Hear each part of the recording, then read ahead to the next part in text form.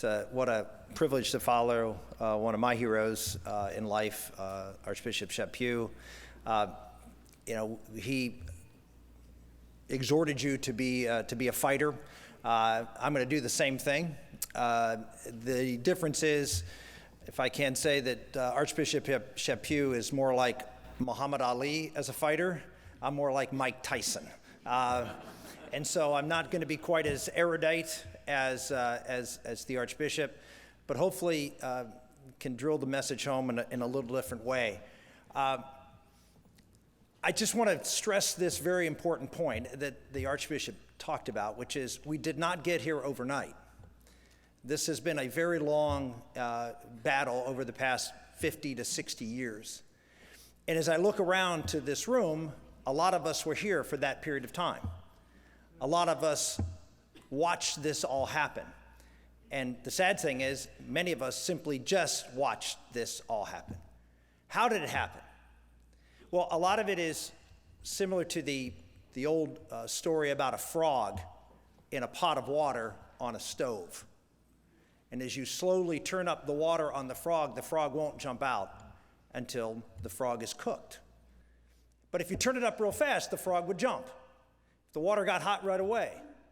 But that's not what happened in America. What happened in America was an inexorable change from a culture that was centered on, well, all those American values, faith and family, God and country. Those were things that were given in America 60 years ago, but are certainly not a given today. And you can say, well, how did that happen? Having been a watcher of this intently for the past 30 years in public life, I have some theories on that. Having watched this game play out in front of me, it's obvious to me that it comes down to this. They wanted it more than we did. They were willing to sacrifice more than we do. And they won because they were more committed. It's the whole idea of breakfast. The chicken is involved, the pig is committed.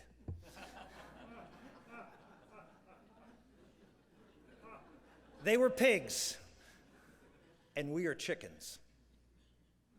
We simply didn't do what was called on us to defend it. And you may say, well, how did that, why? And it's really easy to understand. Look around, look at the people next to you. Are things really that bad? Is our life really that bad? As we continue to lose our freedoms and we continue to lose the culture wars and the values of this country, are things that bad? And the answer is no. Still the greatest country in the world.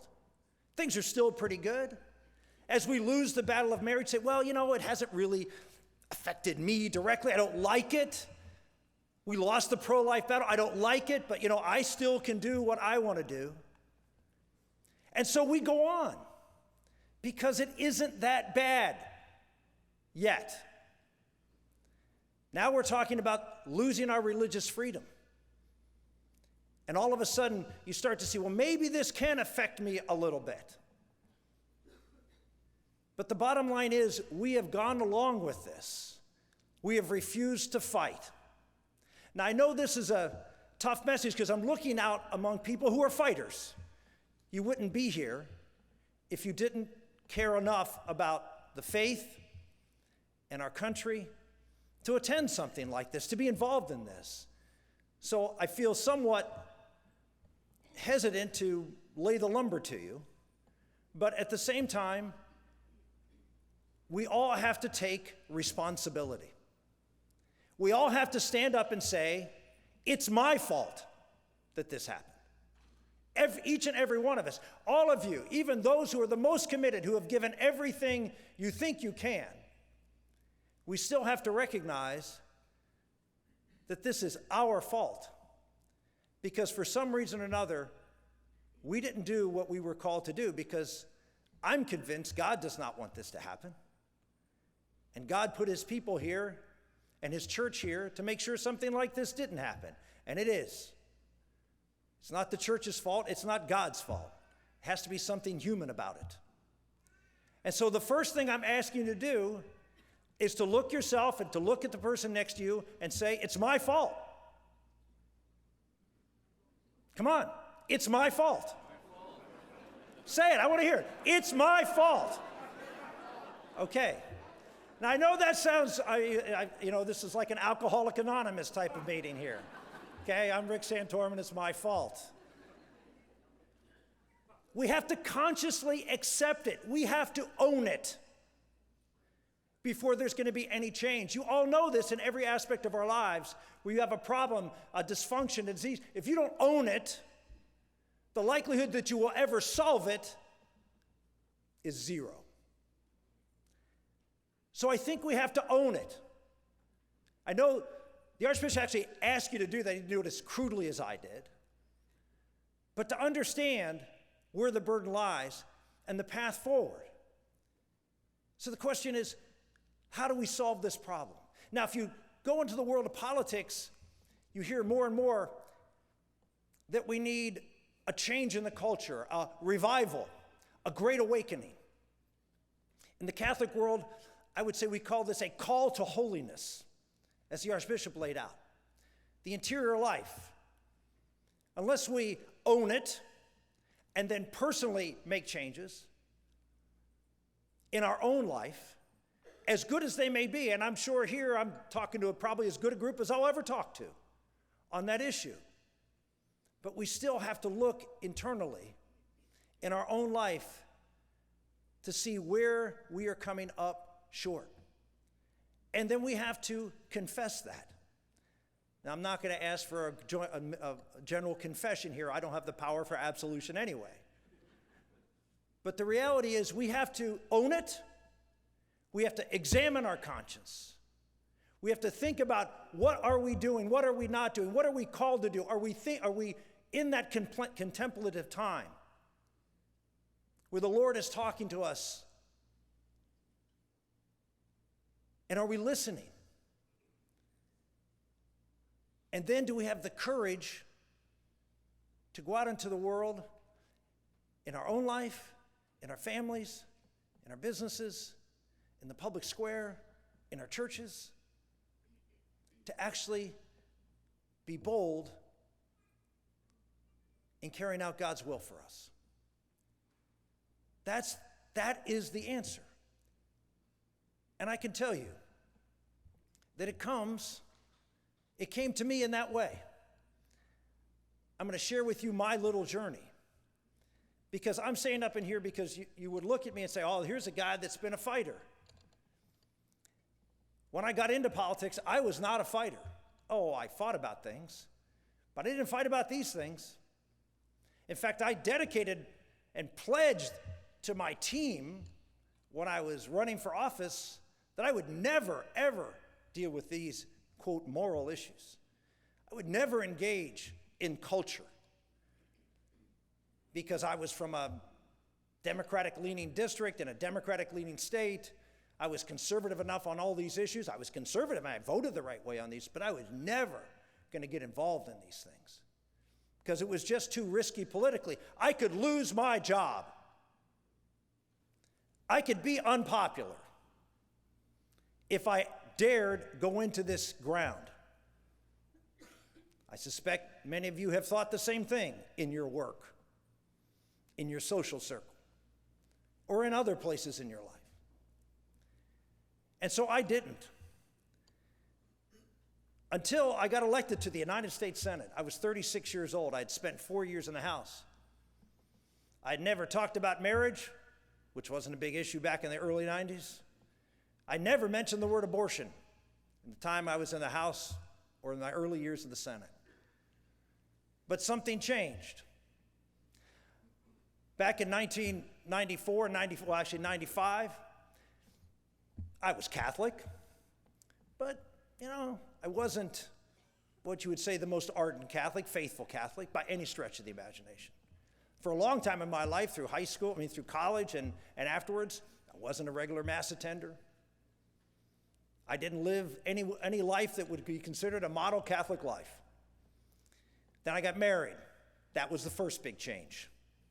Second big change, I had children. And Karen and I had to think about not only our own relationship, but now we were responsible for an immortal soul who happens to be in the back of the room, my daughter Elizabeth. And that began to open up my eyes to things. But it wasn't quite there yet. I was still sort of probing around. And then I walked into a church in Great Falls, Virginia. And I heard the gospel preached and the Mass said by a priest who's here today, Father Jerome Fasano. And Father Fasano preached the gospel like I'd never heard been preached before.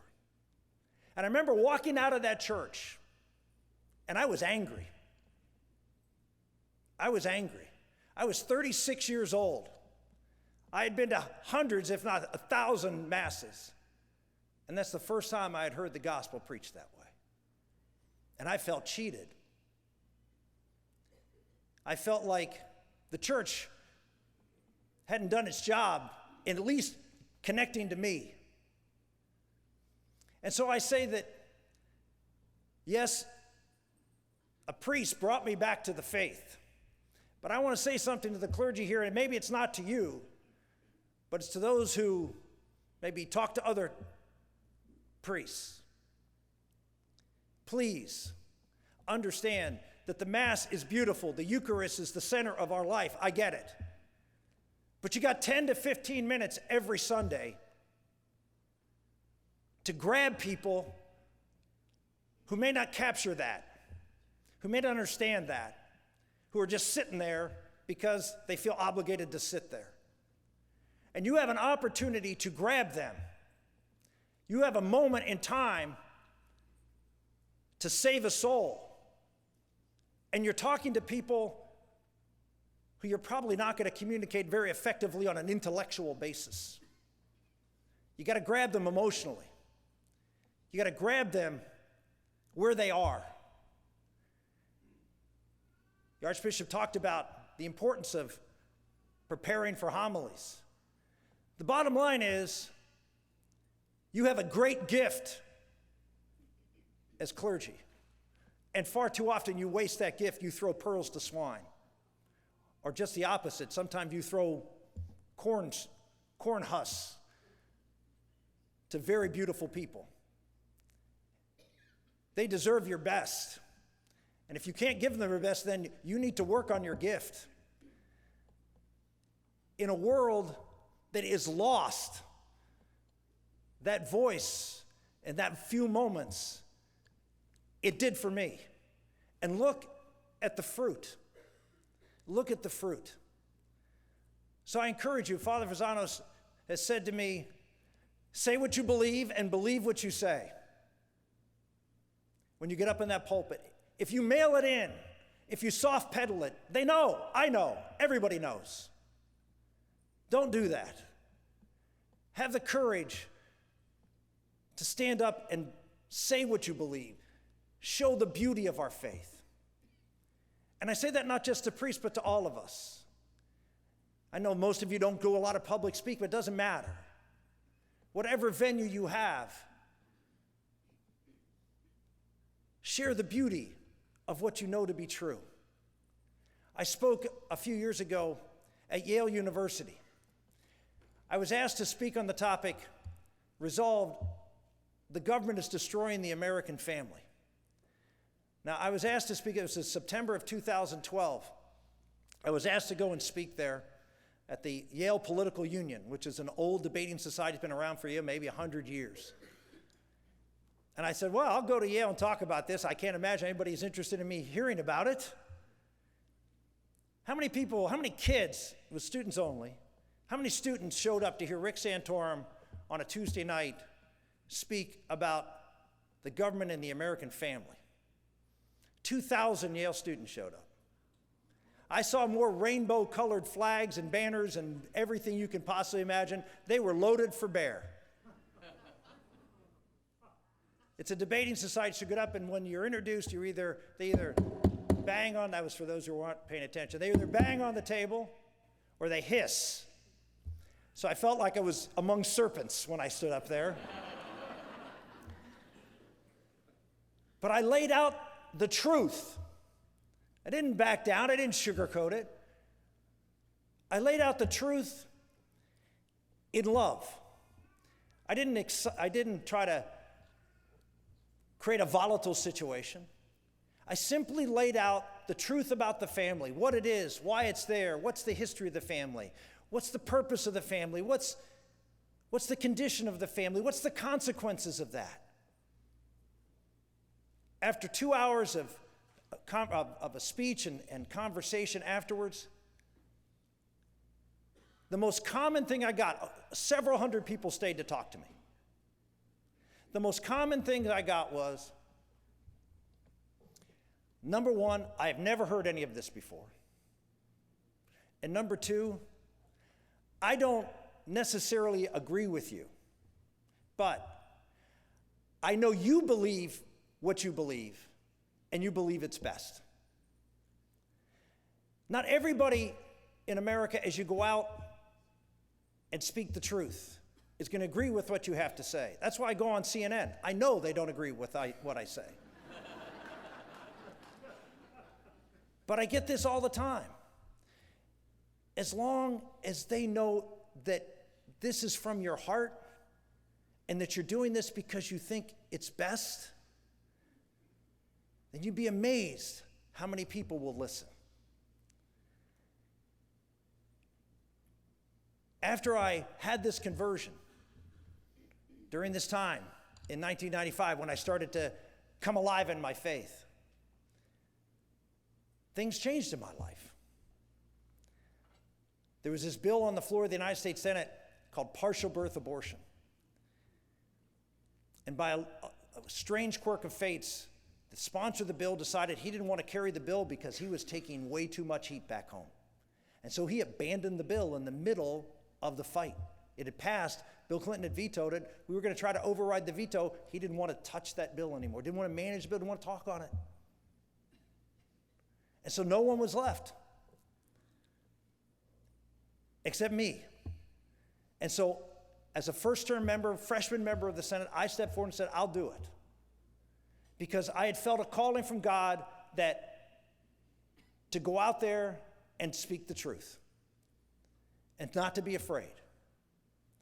And so I stepped out and we lost. 2 years later, I stepped out again and we lost. They were big debates. It's the only time the United States Senate tried to override a presidential veto. When do you ever see a veto override debate ever in the Congress? I mean, it never happens. It's the only time I can really remember it happening in the last 20-some years. So it was a big deal. And so it got lots of press. But we kept losing year after year. And eventually the Supreme Court struck down the statute on a state level and said you can't even do it. Now, you may say, well, that was a failure. But like the Archbishop's tapestry, amazing things happened. Amazing things. For the first time in the history of the polling since Roe versus Wade, because of all the attention paid on this issue, public attitudes toward abortion began to change. Because in the issue of partial birth abortion, one thing you can't miss the baby. It's right there in the doctor's hands.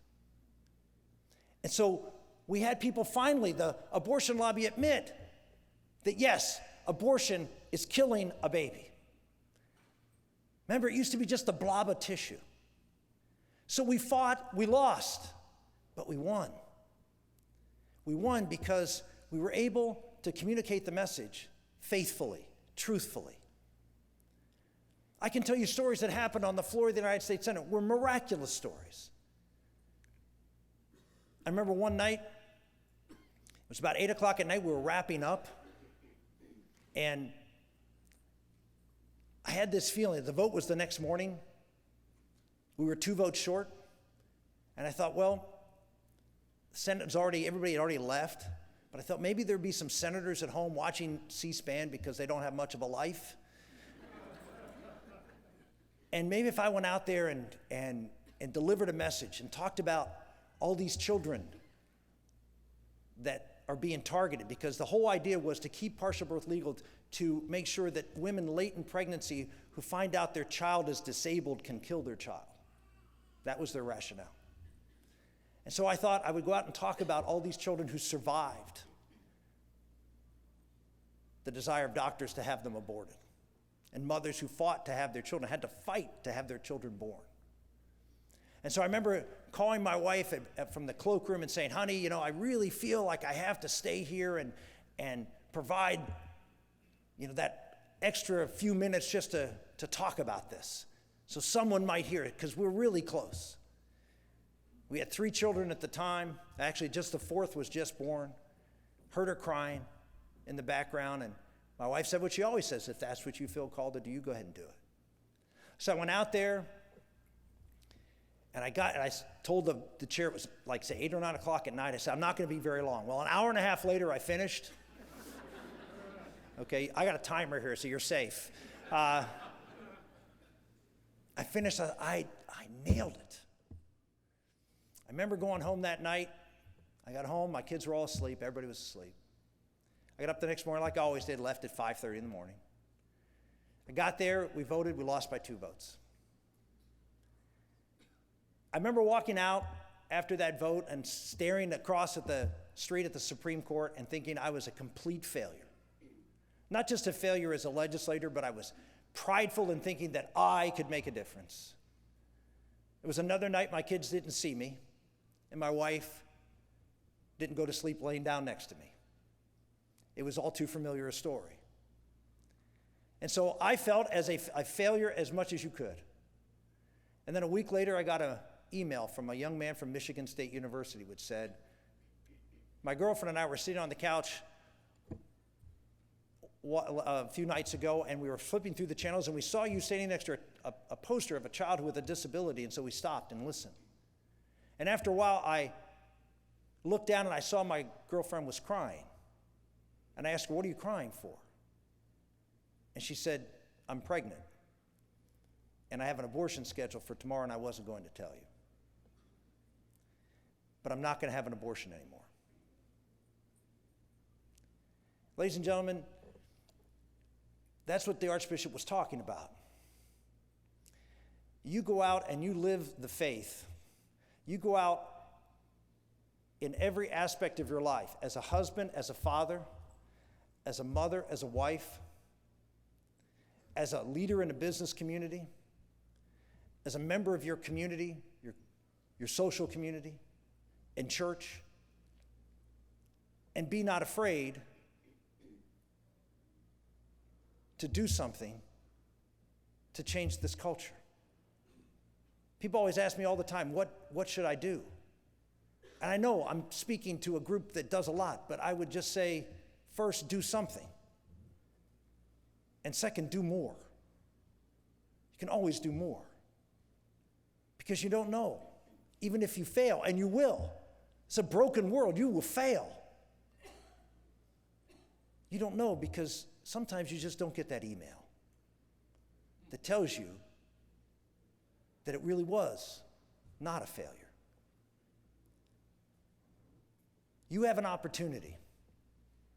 You have an opportunity in a world, and this is what the Archbishop said, and said so beautifully, which is, people ask me all the time, why do you fight these battles? Why are you always out there and fighting all these horrible issues, and you have all these people coming after you and saying all these nasty things about you? I say, because we're in a time in the world, you're in a place in the world that is the most important country in the world. Like it or not, we are the moral leader of the world. As a country, there is no other country, okay, the Vatican, no other country that provides that beacon like the United States does. Nobody speaks louder than we do. And you live here. Not only you live here, you're a leader here. And over this time of my life, we have let that beacon dim. And not surprisingly, the rest of the world, in places that, of the first and second world, if you will, not the third world, thankfully they don't hear us very much. But those that do, their light's going out too. They're following our lead. I always feel like when I meet people from other countries when I was in office, I always felt somewhat responsible for some of the things that were going on there because of our poor moral leadership in the world. So you are here at a time when the world desperately needs saints. Desperately. And you are in a country where you can project that so strongly to the rest of the world. I feel so privileged to be here at this time. I feel blessed. Every time one of these folks go out there on Facebook and Twitter and just lay into me for something I've said or I've done, blessed are those who are persecuted. Blessed are those. If I'm not being persecuted, I'm doing something wrong. But see, that's not how the world looks at it.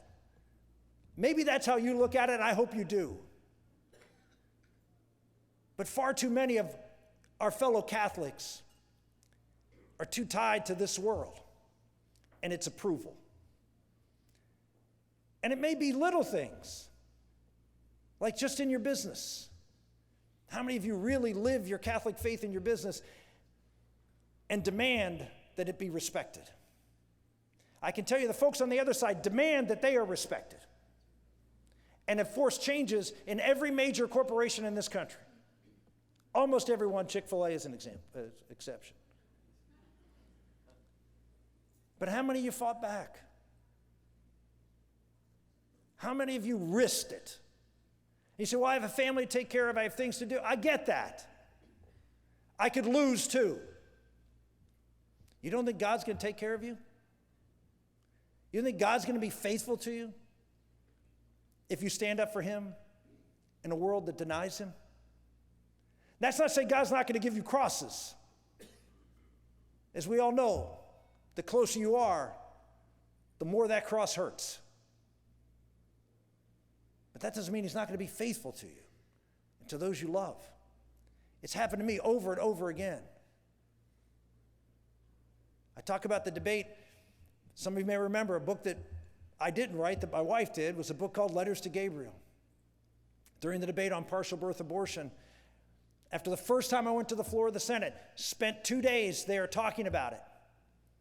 4 days later, we got a diagnosis that the child my wife was carrying was going to die. Now, you want to talk about hugging the cross? You want to talk about questioning what is God doing here? All of a sudden, I'm doing what he's asking me to do. I'm stepping out. I'm taking the risk. I'm living my faith. I'm going deep. And within 4 days, he says, yeah, but I'm going to take your son now. Yeah, I was angry. I didn't understand it. We did everything we could to try to save his life. We had surgery in Philadelphia. But he died in our arms. He was born prematurely. And he died in our arms. I spent 2 hours. He lived. We baptized him in the middle of the night, 3 a.m. And he lived for 2 hours. And we held him and we watched him as his heart beat slower and slower until he died. I always say my son Gabriel lived a life full of love because that's all he knew in his life. But I did not see God's wisdom in this. My wife didn't either. And she kept writing about it painfully in these letters. And eventually her mom convinced her to publish those letters that she started writing when she found out, as she did with all of our children, that she was pregnant. She would write letters to our children. And she did, and she published them. And that book sold tens of thousands of copies. I know saved hundreds and hundreds of lives of children, of mothers who read that book and decided to follow through and have their children. So God was faithful, as he always is. God was willing to give me a break and help explain to me now that suffering is not pointless. We all know that, but sometimes some of us need to hear that and see that. Each of you have an opportunity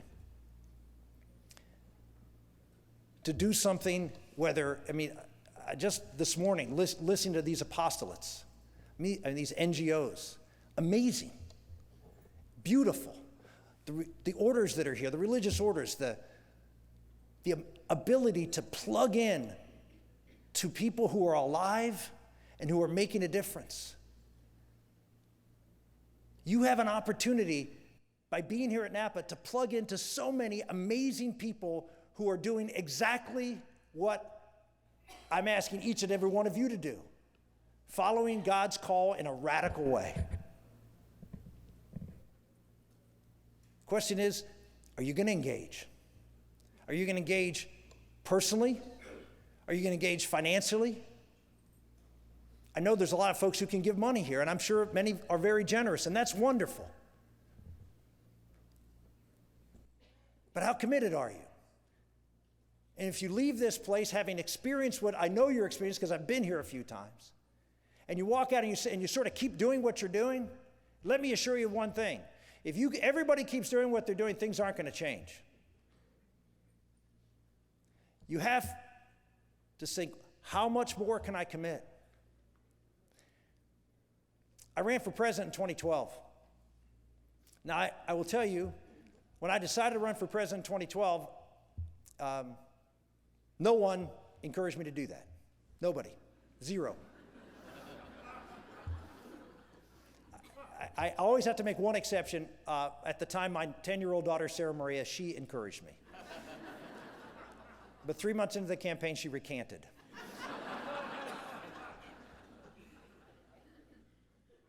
So why would I run for president in 2020? In 2006, I ran for Senate for re-election, and I lost by the largest margin of any incumbent senator in 30 years.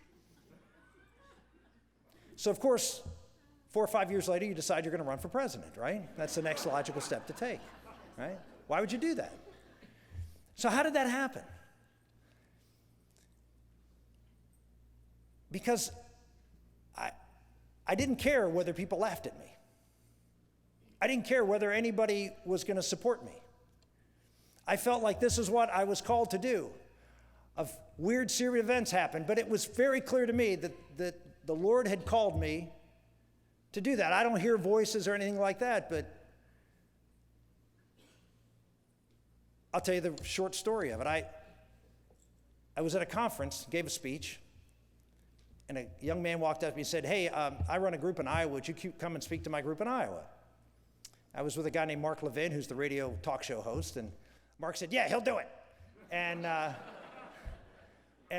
said, "Well, no, I'm really, no, he'll do it." And so anyway, this group kept calling me for months, and I never returned the call. I thought, I'm not going to do this. And then Obamacare came up, and I have a little girl named Bella who's disabled, and I thought, I'm really concerned about how socialized medicine will treat her. And so I started to engage in that, and I thought, well, here's an opportunity for me maybe to get out and talk about what I wanted to talk about. And so I said, okay, I called him. I said, yeah, I'll do it. And so with all my speeches, I do speeches pretty regularly. And so I release it to the press where I'm going to go and what I'm going to do. And I get a call from Politico. Politico calls me and says, hey, I understand you're going to Iowa. I said, yeah. And they said, so you're running for president? And this is 2009. I said, well, no, I was asked by a group to come and speak in Iowa. Oh, so you're not running for president? I said, no, I'm not running. I'm not running. I'm just going to give a speech in Iowa. And he said, oh, okay, so you're running. And I said, no. I said, what are you talking about? He said, well, nobody goes to Iowa unless they're running for president. And so I said, well, I'm not running, and I'm not running. And that was the end of the interview. So later that night, I'm sitting next to my mother-in-law in her apartment in Pittsburgh, and the next thing I know, she screams, and we're watching Fox. She screams and says, Rick, you're running for president. And on the crawl in Fox, it says, they published an article in Politico saying, Santorum goes to Iowa considering run for president. Swear to God, that's the headline. So I show up in Iowa. It's a cold, rainy October day in Dubuque, and 250 people show up, packed house, C-SPAN cameras, all the major networks. And I thought, this is a good gig. They listened to what I had to say. And so a month later, I went to New Hampshire. Same thing, C-SPAN cameras, everybody's there.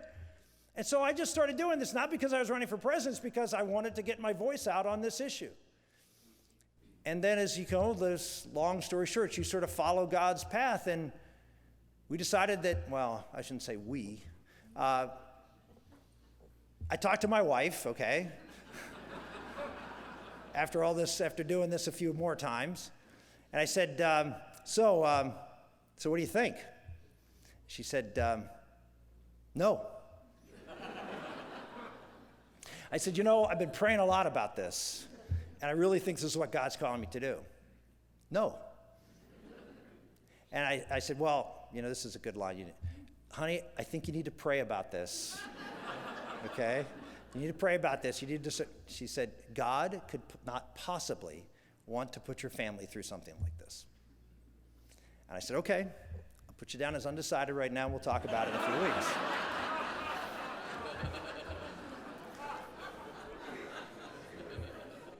So we kept going, and eventually, yes came out. And yes came out this way, which is, I always knew this was going to happen. I always knew that this is what you were called to do. I just don't want it. So I give her, obviously, amazing credit for going through the hell that a campaign is. But it was an amazing experience. We had no business, no right to be there. And miracles happened. Miracle after miracle happened on that campaign. We had no money. I spent $23,000 in Iowa. $23,000, and I won the Iowa caucuses on television. It was a miracle.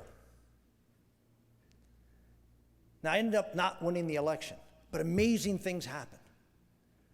Like the story of our little Bella, who was born in 2008. But during the campaign, she's got trisomy 18. She wasn't supposed to live.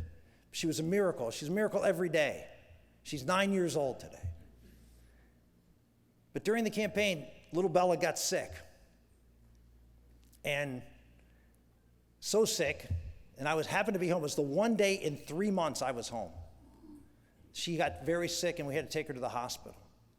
I remember calling my staff and saying, I can't go back on the campaign trail. At that point in time, had won Iowa, but had lost the next 3 states. And my campaign wasn't doing well. Florida was the next state, and we were finished. We were down in a very poor third. And I said, I got to suspend the campaign. My daughter's in the hospital. She's got a very severe respiratory infection. She can't breathe, and we have to take her in. And they said, well, you have to issue a statement. I said, no, I'm not doing that. I said, I see how the media treats kids who are disabled, and I'm just not going to expose my daughter to that. And they said, no, you have to, for 2 reasons. Number one, if you just say you're suspending the campaign, they're going to figure you're out, and our campaign will collapse. And number two, and more importantly, don't you want people to pray for her? And so I said, okay, issue a statement and just say that we're suspending the campaign and our daughter's not well, and please pray for her. We checked into the hospital. They did an x-ray in her chest. Both of her lungs were completely full of fluid. She was on the highest levels of oxygen possible. They were contemplating putting her on a ventilator to keep her alive. And we sat there at night, and the two of us hadn't been alone together in almost a year. And we sat in that hospital room, and we just prayed. And as the night went on, usually, kids at night, they get worse. She didn't get worse. She didn't get better, but she didn't get worse, but she was stable. And as the morning started to crack, her oxygen level could come down a little. About 2 hours later, they came in and they took another x-ray of her. And her lungs were completely clear. This is a girl with chronic lung disease who the last time she was sick was on a ventilator for 15 days. And in less than 24 hours, her lungs went from pneumonia in both lungs to being completely clear. I went back out on the campaign trail 2 days later. I waited a day to make sure it was real. And then then it was Sunday. I said, nope, we're going to go back out. And I said, well, let's go Monday morning. We're going to go to St. Louis, St. Charles County. We're going to talk about manufacturing at a community college. So I fly out to St. Louis. I get in that early that morning. I drive up, and I'm worried because, we just organized this starting Sunday afternoon for a Monday morning rally. So I'm thinking no one's going to be here, but, I had to get going again. I had to start up somehow, and we didn't have much time to waste before the primary because they jammed right together. So I show up, and I'm just pulling into the college. You could see the building far away, and you see all these people outside, which I was excited about, but then angry. And I'm saying, gosh, we didn't get the college to open up the doors because you got all these people out there. And so I'm calling my staff saying, get someone at the college to open the doors. And so they said, okay. And so we pull up, and one of my staff guys comes to get me, opens the door, and I said, get someone to open the doors. And he said, what are you talking about? I said, well, get someone to open the door so these people can go in. And he said, this is the overflow. He said, there are close to 500 people in that auditorium. So I walked into the auditorium, and all these people, I hadn't had crowds like this in weeks. And I noticed two things. Number one, there were about 5 or 6 people in wheelchairs in the front row. The second thing I noticed was a little girl. She was on the shoulders of her dad. She was Down syndrome. That's trisomy 21. Bella's trisomy 18, extra 18th chromosome. That's Edwards syndrome. Down syndrome is trisomy 21. And there's this little girl, probably 4 or 5 years of age, and she's holding this sign that says, I'm for Bella's dad. Afterwards, not just at that event, but for the next 3 months of the campaign, people with disabilities came because someone running for president was willing to stop everything for someone like them. It showed their value, their worth, and affirmed that. Ladies and gentlemen, go out into the deep. It will be painful. You'll lose. It'll be brutal on you and your family. It'll hurt a lot. But it is so worth it because God is so merciful. He will bless you so richly. Final story. The Sunday before the Iowa caucus, I'd been to 385 town hall meetings in Iowa. Average attendance, 12 people. I am not easily discouraged. I went out there and worked. And by that Sunday, it looked like miraculously, literally within the last 3 or 4 days, I went from 4 or 5% in the polls to double digits.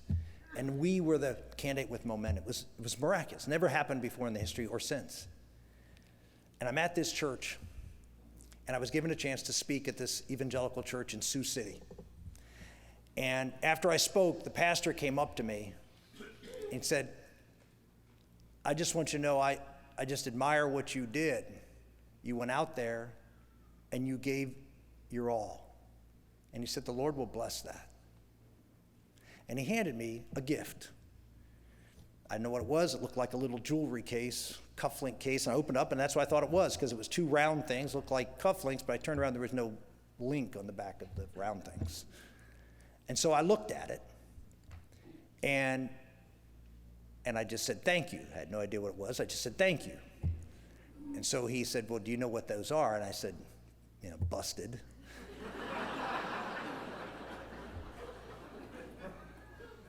I said, no, I don't. He said, I got those in Jerusalem. They're about 2,000 years old. Those are 2 widow's mites. He said, you gave everything, and the Lord will bless that. Ladies and gentlemen, we're where we are today because we're not given the widow's mites.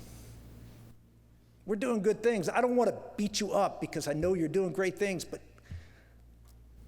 But please understand, we need his blessing, and that means we need to cooperate with him.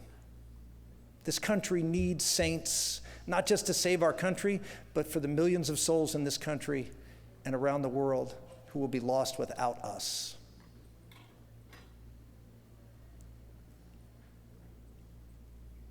Do it. Do it for him. Do it for your children. Do it for your country. And he will bless it. Thank you.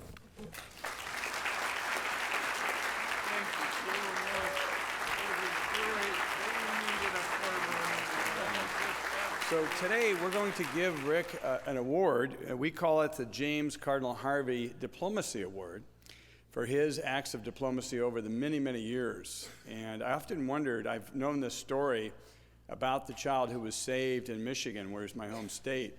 I wonder if that child's ever come and met you. That would be really amazing. Little girl. Yeah, it would be really amazing.